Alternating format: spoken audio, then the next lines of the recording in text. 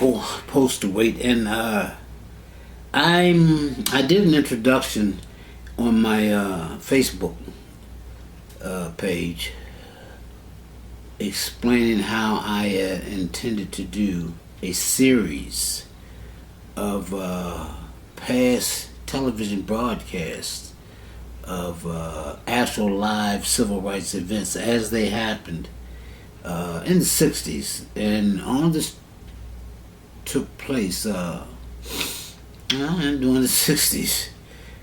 From the end of the 60s, the early 70s, the beginning of the 70s, I went to prison, and I stayed in prison for the next 35 years.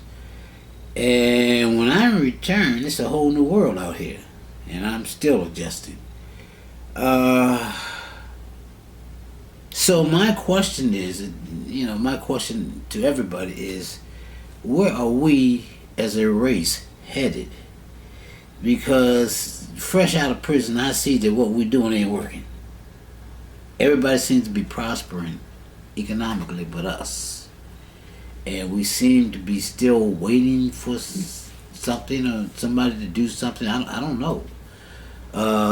Anyway, in despair, I thought that I was alone in my thinking, my political thinking, and then I discovered some Facebook groups of actual people who thought a whole lot like me, militant black folks who were very conscious of our condition, our situation in America, and weren't standing in a very compromising situation, whereas you would just continue the same behavior generation after generation. So some people are thinking about change, and drastic change. And this is one thing that I have been trying to, in my own personal searching, when I discovered a number of old past television programs that were actually live, I decided to start presenting some of them in segments to you to let you see what it was like then as compared to what it is like now, and to ask a fundamental question. Where are we going in this new Aquarian age? Now, I, in an effort to raise the consciousness of our people, created a T-shirt business that I designed T-shirts that are message T-shirts, and it's called Prophets and Proverbs. My concept is this: God has given us prophets from time immemorial. And prophets are not limited to biblical times. God gives us prophets every day. We are all prophets, but we're not listening. So I think perhaps if we started listening to our present prophets and take into consideration some of their suggestions, in this next video that I'm presenting to you today, the Prison System 1, there's some serious suggestions in there about change, some radical alternatives that we could at least consider. And like I said, we don't need to wait for a leader to come around and help us with this.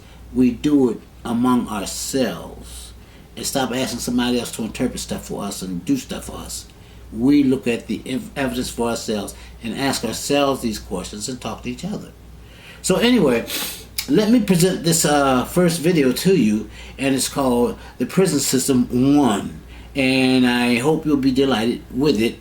And do me a favor. If you like this, give me a heads up, give me a like, subscribe to my channel, because I'm going to do this on a regular basis. And contact me and give me some suggestions as to what you would like to see. And by all means, visit my website, prophetsandproverbs.com, and look at my T-shirts, check one out, and give me some suggestions as to what I could create to uplift the consciousness of our people. What can I say to help people, to educate people? So I'll talk to you soon. And until then, I'm signing off. This is Michael. Enjoy the presentation. Bye-bye.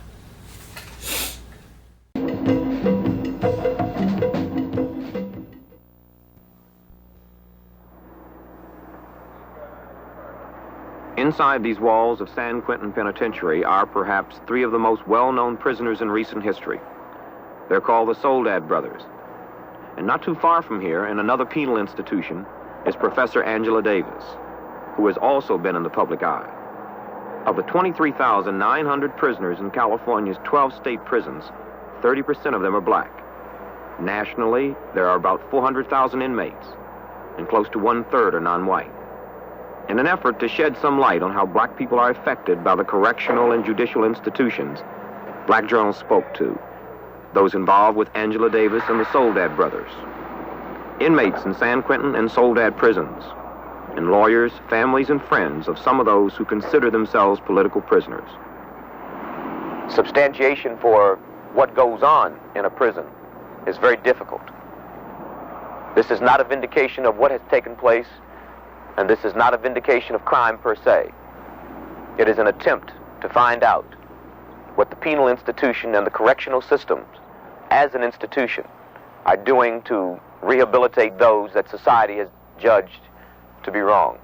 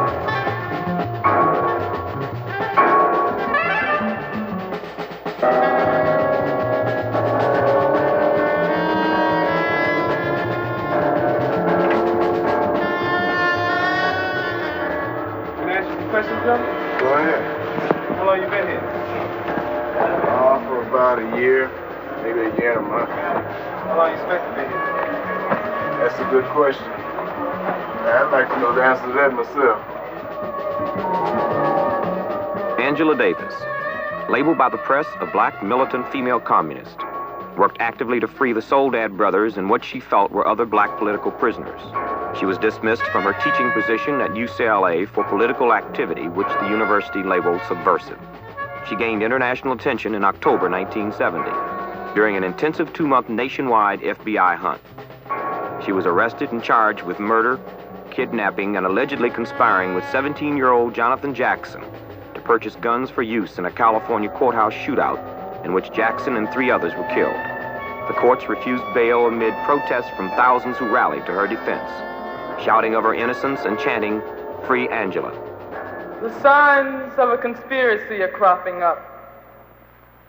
A conspiracy whose present goal appears to be the destruction of the very possibility of education in the state. Now, I think it's significant, as I said before, that the Regents chose me as a target of their attack. I think it's symbolic, because black members of the Communist Party are far, far from being the only black people who are beginning to see that this society must be thoroughly transformed if we're going to solve these basic problems. All over the country, black people, Chicanos, white people, everybody, I think, is waking up to this. I think we have to establish some priorities. We have to ask ourselves whether we're going to make an effort now towards individual fulfillment or whether we're going to wage a fight for a more humane society. Whether we're going to create a strong defensive against what may very well become an era of fascism.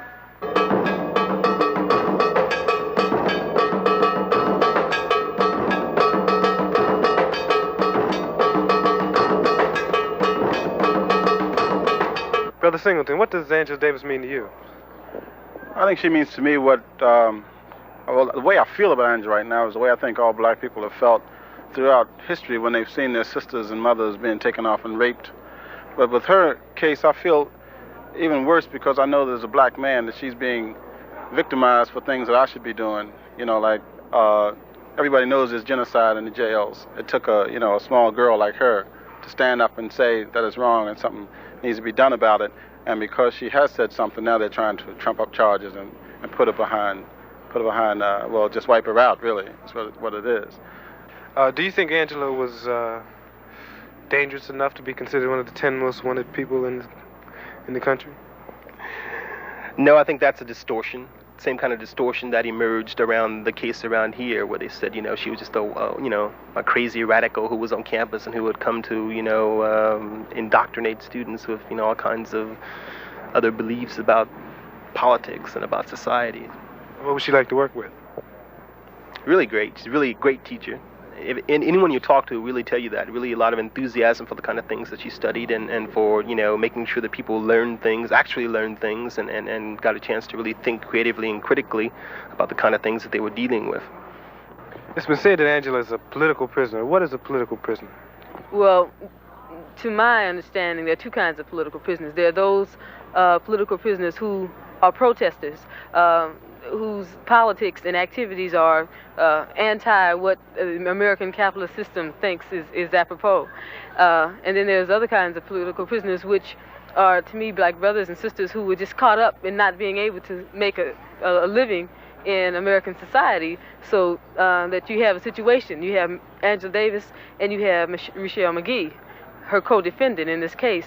Both of them are political prisoners. What they're doing to her is an exaggerated form of what happens every day to black people in this country. And they're saying to those communities through her that, people have to straighten up and fly right and be good niggas, and that they cannot, challenge the system. And that's what Angela Davis is doing. Now, the question of who is going to be the next in this long list of political prisoners is really the important one. All we can do now is just either band together and do something about it or just forget about Angela and start thinking about what we're going to do about the next leader that stands up. What can we do?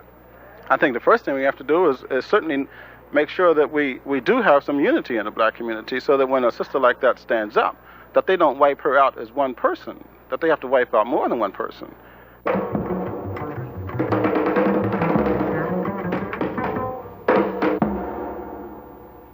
Why did she run? Yeah, that's and also, why did she stay in the country? right.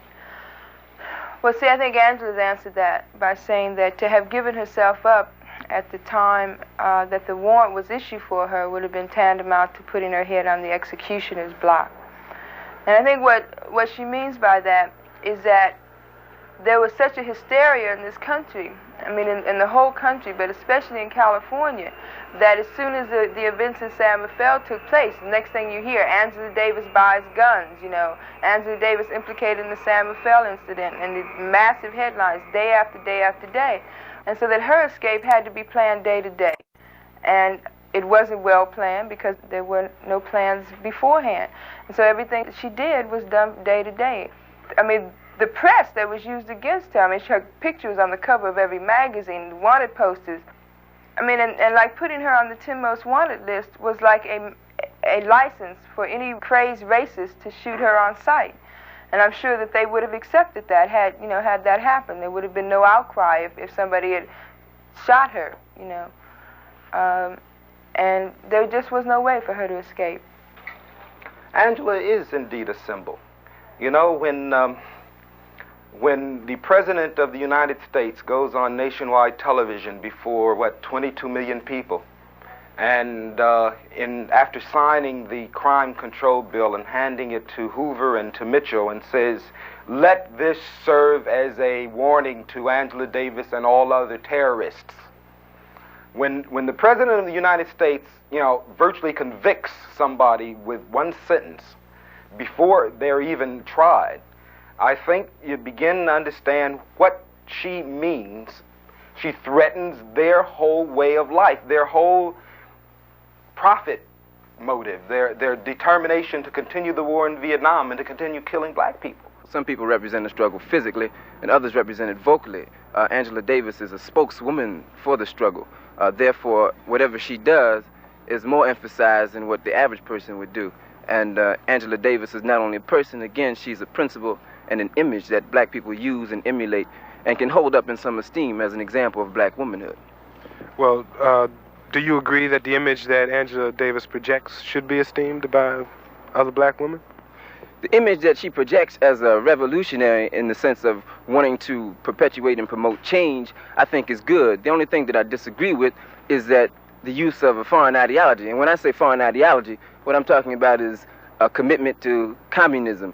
Communism and people like myself or Angela who joined the Communist Party, I think basically what we're doing is we're saying that the system is rotten at its core, that the system itself has to be changed, that we, while we fight for the immediate needs of the people constantly and continually, better housing, the end of police brutality, stopping the depression level of unemployment in the black community, that while we continue to do those kinds of things, we do know, in fact, that the system itself creates those conditions, and that the changing of those conditions basically means establishing a socialist society. And that's what I think we're talking about when we say we are communists. And we're also saying that we think we need a party that is partisan to stopping those conditions, that a party that organizes other people in order to change the society. You can't talk about a political struggle until you have first given people a value system from which to operate. So we're saying that the first struggle is the struggle to win the minds of the people. And to win the minds of the people, that has to be done through a value system, through a total lifestyle, a total ideology that has to be developed by that people in order to liberate themselves.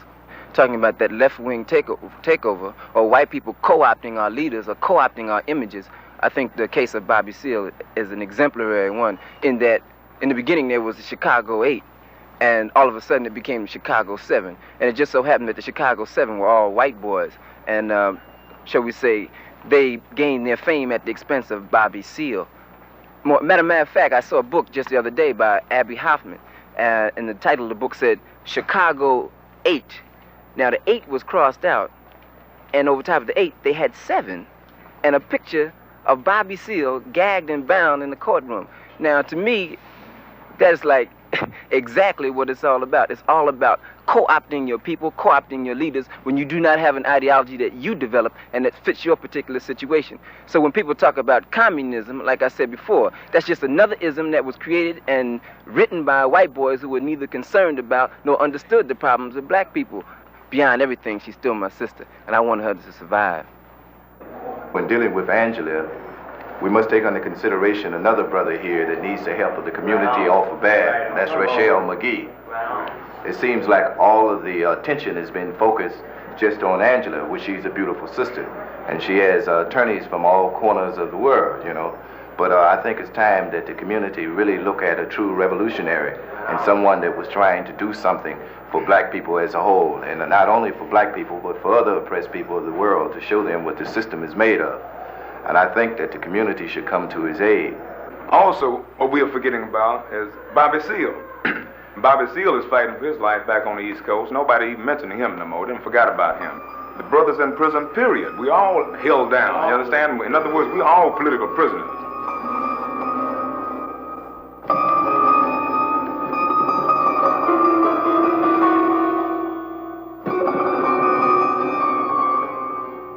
I feel that as a lawyer, my obligation is to use my talents in my people's struggle. We're now emphasizing Angela Davis because she is in the public eye.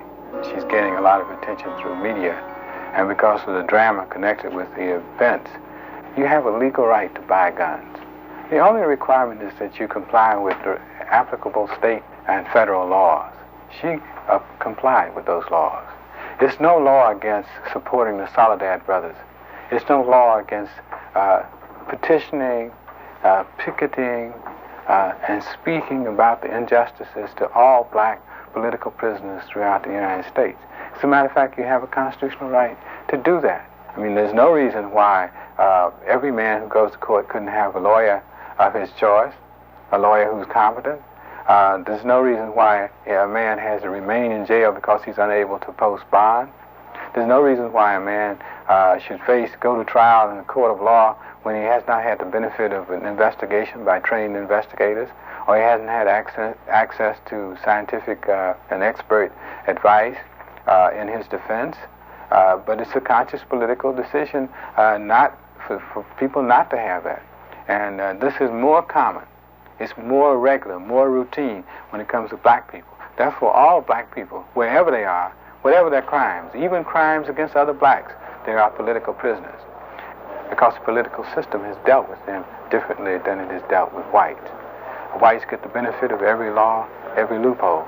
Whites get the benefit of being judged by their peers, by other white people.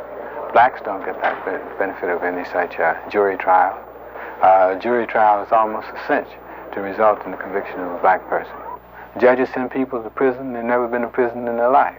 Send a man to prison for 20 years and have no idea what a prison looks like, and perhaps don't care. And judges who are supposed to be the guardians of the law are out golfing, work 2 days a week, sometimes work 2 or 3 hours a day, and things of that sort. We could get rid of all that and have courts that actually take place in the community. For example, in a large housing project in Chicago. Chicago is a good example because it looks as though they must have 11 miles of projects in Chicago. Why should they have to go downtown to the Cook County courthouse for justice? Why can't the people in the housing project have their own court and decide who should be fined for assault and battery, who should be fined for stealing radio or television, or who should be fined, or who should be punished, and what the punishment should be for urinating in the hallways and things that people do? I mean, why should this judicial power that rightly belongs to the people be administered solely from one location downtown in the Cook County courthouse or in some precinct courthouse? I mean, why can't the people themselves administer this power?